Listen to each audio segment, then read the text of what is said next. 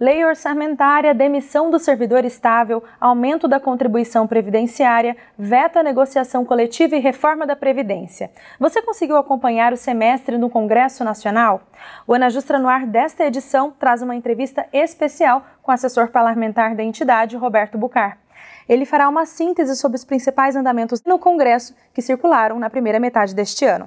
Bucar, obrigado pela sua participação no Ana Justra no Ar. Eu que te agradeço. Como foi o primeiro semestre desse ano? Como que você sintetizaria? Olha, foi um ano completamente atípico, Leandra, porque tratou-se de um ano, está se tratando de um ano do quórum parlamentar muito baixo.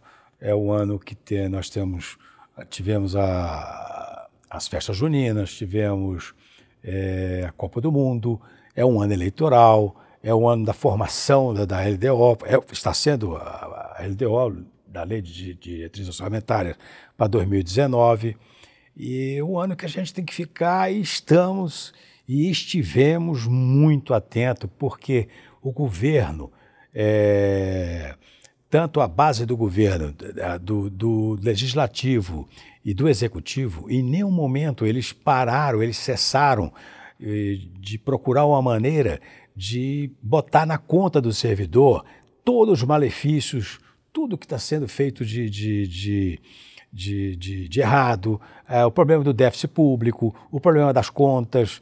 Então, quem tem que pagar essa conta é o servidor público. Então, por que a gente fica atento? A gente fica atento no sentido, no embrião das propostas, ou até mesmo no desenvolvimento de cada proposta, tais como a reforma trabalhista, a reforma da Previdência, a lei de aumentar a alíquota de 22% da previdenciária para o servidor público, o teto salarial do funcionalismo, a data base. Então, a regra de ouro, a gente tem que estar atento, porque ela proíbe o governo se endividar para criar despesas correntes. Isso nada mais do que é o sinônimo de servidor público sem salário, sem reajuste salarial. O projeto que mais preocupava a sociedade como um todo no fim de 2017 e ainda no começo desse ano, a sociedade geral, não só os servidores, era a reforma da Previdência. E ela perdeu espaço após a intervenção federal, dada pelo governo no Rio de Janeiro, com a aparente mudança da agenda governamental. Apesar disso, alguma vez ou outra um parlamentar sugere que a proposta de emenda constitucional pode voltar a tramitar ainda neste ano, após as eleições. Você acredita que existe uma chance disso acontecer? E você acha que o tema pode voltar após as eleições? Olha, a tentativa que isso ocorra existe. O que a gente tem que ver é o seguinte: a reforma da Previdência é que ela mais cedo ou mais tarde vai ter que existir. E ela é inevitável. Em outros países é de 4 em 4 anos, de 3 em 3, de 5 em 5. Nós temos que fazer a nossa reforma da Previdência, mas não da maneira que essa aí está. Essa proposta esdrúxula, entendeu? O que poderia ser feito, a minha maneira de ver, é que o seguinte: agora, coisa de uns 20 dias atrás, o presidente da Câmara, o Rodrigo Maia, ele propôs um pacto entre os pré-candidatos à presidência da República de aprovar esta medida que está aí, essa proposta da Previdência que está aí. Ora, isso para mim é completamente sem propósito. Por quê? Bom é se ele tentasse fazer um pacto com esses pré-candidatos, no sentido de eles agregarem as suas plataformas de governo à reforma da Previdência. Porque aí seria uma maneira, inclusive, de nós sairmos dessa situação que nós estamos agora em pré-eleição. Qual é? A gente não sabe proposta de nada, a gente só sabe nome de parlamentares. Seria muito bom se o parlamentar, o candidato a presidência A dizer, olha, eu sou completamente contra essa reforma. O B, eu sou a favor. O outro dizer, não, eu acrescento, eu tiro, eu faço emendas. O outro apresentar uma total. Eu, cidadão, eu, eleitor, e todos os eleitores estariam votando numa proposta, entendeu? Trazida pelo candidato. Isso é que deveria ter sido feito para a Previdência. Outra proposta bastante comentada foi o projeto apelidado de mini-reforma da Previdência, que previa alíquota progressiva para os servidores públicos de até 22%. Por fim, o autor do projeto solicitou a retirada da pauta, depois de muita pressão das entidades e da sociedade. Que avaliação você faz desse recuo? Esse recuo foi um recuo, ele não aconteceu por acaso, não aconteceu porque eles são bonzinhos, não foi assim. Esse recurso aconteceu porque houve uma união. Houve uma união entre as associações, entre os sindicatos, entre os movimentos.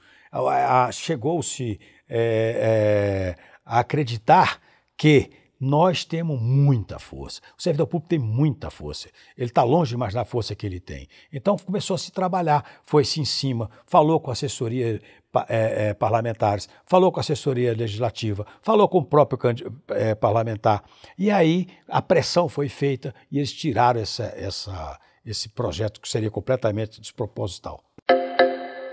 Nós podemos dizer que a Frente Parlamentar contra a Reforma da Previdência, do qual a Ana Justra fazia parte, também tem papel importante nisso? Essa reforma da Previdência, pode ser que foi essa frente parlamentar contra a reforma da Previdência, ela foi crucial, ela foi fundamental. Foi simplesmente muitas ideias foram trocadas, foi afinado um discurso, fizemos um trabalho consistente, entendeu? Então, acredito piamente que o sucesso foi dessa proposta não ter sido aprovada, foi a frente contra a reforma da Previdência, pela maneira que ela atuou, pela maneira que ela se portou. O recesso parlamentar acabou de começar, mas antes houve uma polêmica em torno do projeto de lei de diretrizes orçamentárias, a LDO. No fim, conseguiu-se derrubar o veto à criação de novos cargos e a concessão de reajustes para o funcionalismo. Como você avalia a tramitação desse projeto? Os servidores eles podem comemorar essa vitória ou é preciso manter cautela? Sim. A cautela sempre é bom se ter, mas não tem como não comemorar o que aconteceu. E a gente comemora pelo seguinte: uma das coisas que o governo é mais enfático em falar quando ele fala de déficit público é dizer que, se não aprovar a proposta A, o mercado quebra. Se não aprovar, o mercado não funciona. E o que foi que aconteceu agora com a votação da tirada desse item da LDO que focava no não reajuste dos servidores em 2019?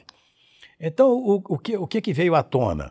O mercado reagiu favoravelmente, o mercado não viu nada de esdrúxulo nisso, o mercado não viu como uma perda para o mercado. O mercado acha, inclusive, que não é o simples ajuste do servidor público, o reajuste do servidor público, e sim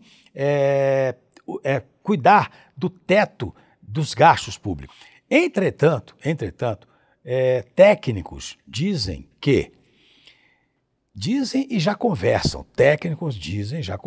com pré-candidatos que também não é só cuidar só do teto de gastos, não, é cuidar das despesas do governo.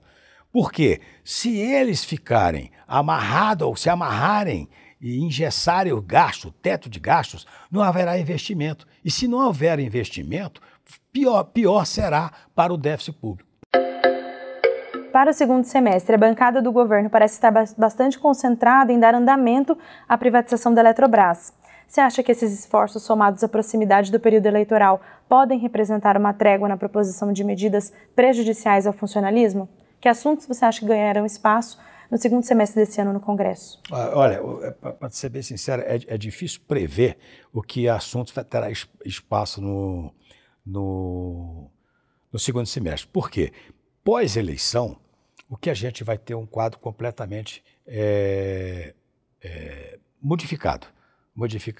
Agora, uma coisa é certa, é que com essas medidas e com essas propostas aprovadas, até mesmo aumentando a despesa do governo, mostra que esse governo é um governo completamente combalido, É um governo completamente sem força, um governo que não consegue mais aglutinar parcerias. Ele vai ficar mais fragilizado ainda, mais fragilizado ainda. Então, fica difícil a gente falar assim, o segundo semestre coisas acontecerão que poderá prejudicar o servidor público. Até porque seria um despropósito para qualquer um desses próximos candidatos entrarem com alguma medida que pudesse vir a prejudicar o setor de servidor público federal, municipal, estadual. Ele não teria base para isso, ele não teria força para isso. E o governo atual ele está completamente desmoralizado após essas últimas medidas, principalmente a da LDO, que permite gerar despesas. Bucar, novamente, muito obrigada pela sua participação na Ana Justra no Ar.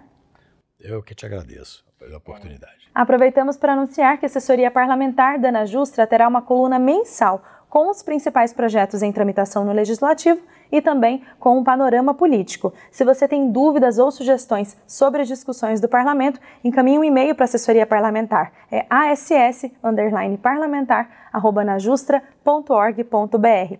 O Ana Justra no Ar fica por aqui e até a próxima.